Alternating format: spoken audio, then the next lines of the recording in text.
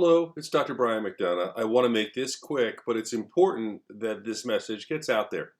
I had the booster vaccine. I know a lot of people have been asking, well, you had the first, and how'd you feel? And we talked about that.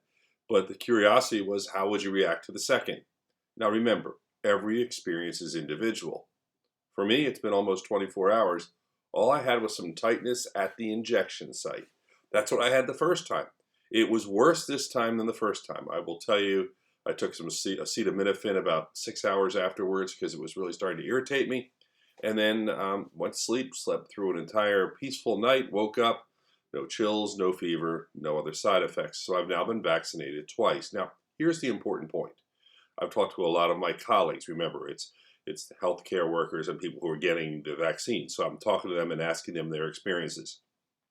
The people who had the worst reactions talked about having fever and chills, and it bothered them for a good probably 20 to 30 hours. They were the exception to the rule, but there were some people who just didn't feel right. There were other people who have talked about muscle aches. Some people said they felt fatigued for a week or so. Okay, that's all I'm hearing. We haven't had the anaphylactic reactions or those things. I'm watching what's happening nationally. By and large, the vaccines are being taken and we're having good results.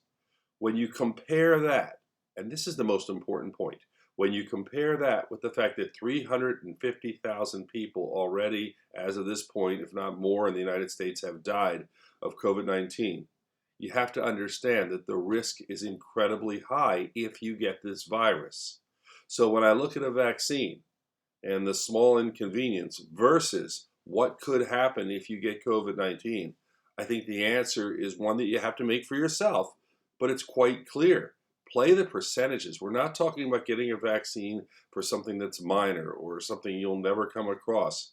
The way I see it and the way it is in this country right now, you're either going to get the vaccine or you could get COVID.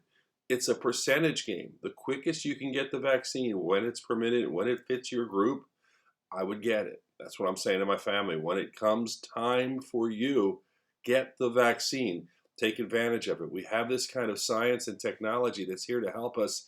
We really should use it.